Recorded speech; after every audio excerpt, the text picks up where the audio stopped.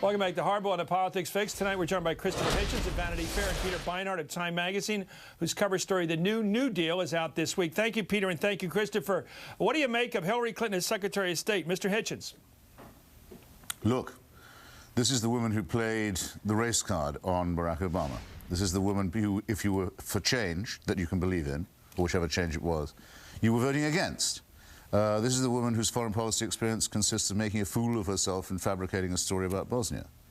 This is the woman who, with her husband, have so many connections, fundraising connections overseas, Indonesia, China. Just look up the Senate report on their fundraising activities, the people they've pardoned, the amazing brothers of hers who nearly got the, was it the nut monopoly in Kazakhstan or something farcical like that. Just look it up. It's a ludicrous embarrassment for the president and for the country. Well, why is he look, we all know that Barack Obama's got a lot of candle power. He's a smart guy. He's politically adept. He won the presidential election as the first African-American. He's going over hurdles nobody thought anybody could do. And yet here he is with his biggest news story since his election. Everybody's buzzing about it. Why would he let this toothpaste out of the tube if he's not going to do this thing? Well, it's clear from what we've gleaned that the job is hers if she wants it. Yeah. So it's Clinton redo, not just Rahm Emanuel. Whatever this is, it's not change. Yeah. Well, let me go to Peter Beinart. Peter, where are you on this?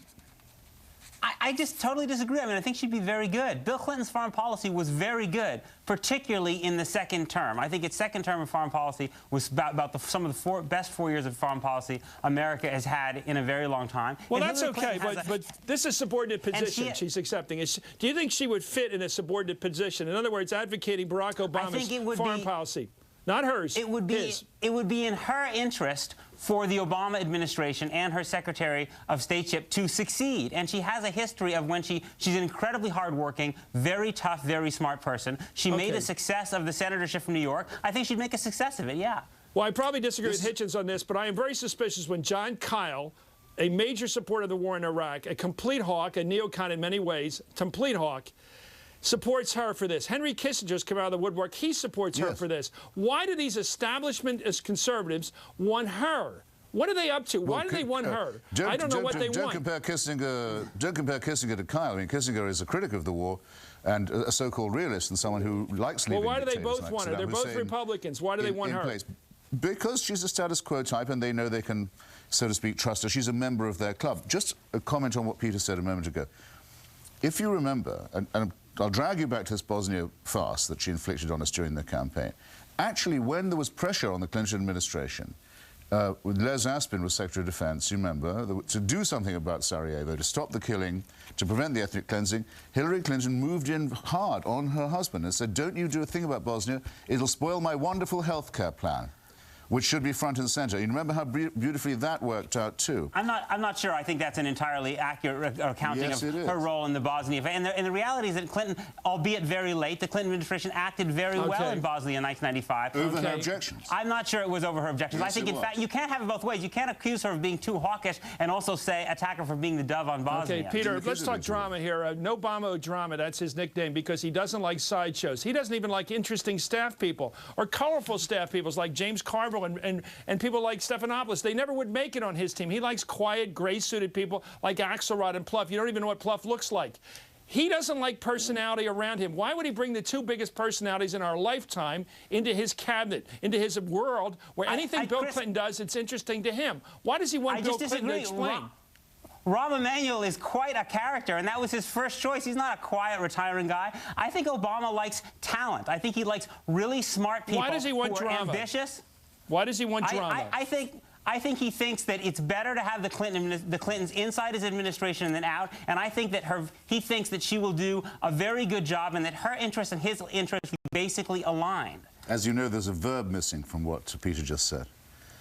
When people say you want them inside rather than out, there's a very important word that I can't use on your... I know the word. Yes, but the question is this. Sure, but will Bill Clinton... Just before we leave the Kissinger point, remember, Kissinger had to decline the honor that Bush wanted to give him of being chair of the 9/11 Commission because it would have involved mentioning the names of all the people who he had business dealings with around the world. And he wasn't willing to do that with Kissinger Associates. He didn't want to expose his clientele. Okay, will he accept the deal? The same thing, believe you me, is going to come up with the Clintons. Okay, gentlemen, I want to... Lynn Sweet of the Chicago newspaper and sometimes had an interesting question. In fact, she proposed it. If it's about prospective deal-making, he'll accept the fact, whatever it takes to get his wife the Secretary of State job. If we go back into last week, what he did, who paid for his airplane travel to Kuwait, for example, or anything like that, he won't go along with it. Will he accept a prospective deal, Peter, whereby he won't take any money from any foreign leader from now on or foreign interest? Will he accept such a deal? I think so, and I think it would be a good deal. Look, if you believe, as I do, that Hillary Clinton is a good Secretary of State, I think the best of the group that have been mentioned out there, then I think that's a perfectly acceptable deal to make. I think well, who's going to pay for Bill Clinton's next airplane trip abroad? Peter, answer that question. Who's going to pay for the next trip abroad? That should be publicly disclosed. I completely agree with you. We'd also like a full accounting.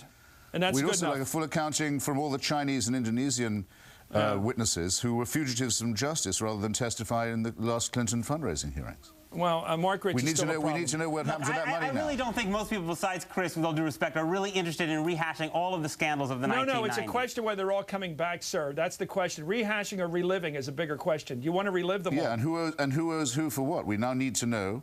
It's a good question. It'll have to come back up.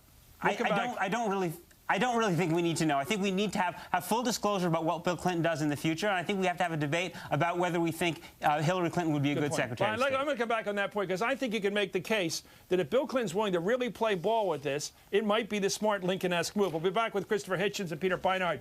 The more about the Hillary prospect. Boy, it is the hottest story, but this campaign isn't over. You're watching Hardball, only on MSNBC.